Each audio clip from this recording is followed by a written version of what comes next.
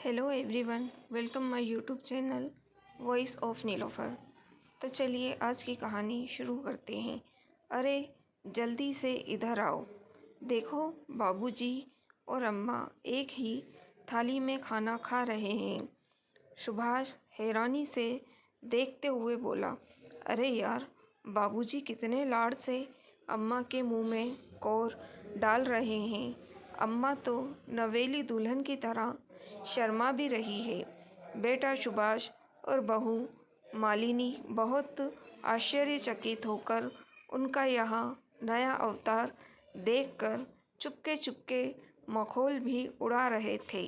तभी वहाँ बड़े भाई राजेश का परिवार भी पहुँच गया।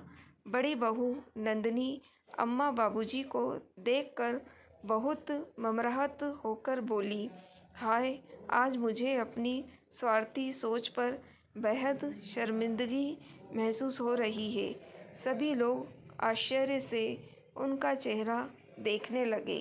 वो उसी तरह आवेश में थी। हम अम्मा बाबूजी की ज़िंदगी का फैसला करने वाले कौन होते हैं?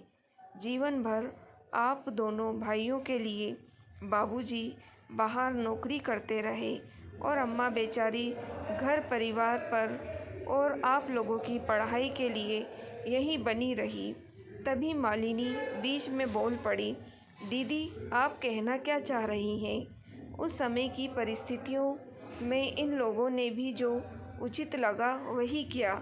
इसमें इतना सोचने वाली क्या बात है? नंदिनी तड़प गई। हम लोगों को अपने माता पिता का त्याग नहीं दिख रहा।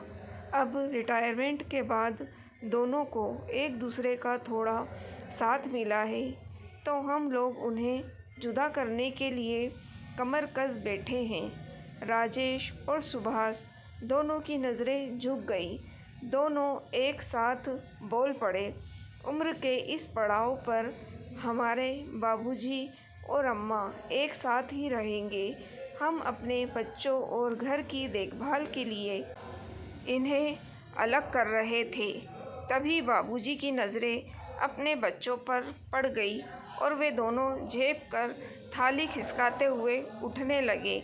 मालिनी दौड़कर उनके लिए पानी ले आई और अम्मा जी को पानी पिलाते हुए बोली, अम्मा जी, अब आप मेरे साथ अकेले नहीं चल रही हैं और बाबूजी भैया जी के साथ अकेले नहीं जाएंगे। आप दोनों अब साथ साथ ही रहेंगे, साथ साथ घूमते फिरते रहेंगे, ठीक है ना? इस बार अम्मा मुस्कुराकर बोली, संविधान के अनुच्छेद 21 का उल्लंघन करके पति पत्नी को अलग रखना गैर कानूनी है। जीवन साथी के साथ रहना राइट टू लव टुगेदर के अंतर्गत आता है। भाई दोनों बेटे बहू और बच्चे उनसे लिपटकर खिलखिला पड़े। तो दोस्तों, कैसी लगी आपको कहानी? लाइक और कमेंट करके ज़रूर बताइएगा। मेरे चैनल वॉइस ऑफ नीलोफर को सब्सक्राइब करना ना भूलिएगा। मेरी वीडियो को शेयर करना भी ना भूलिएगा। Thank you for watching.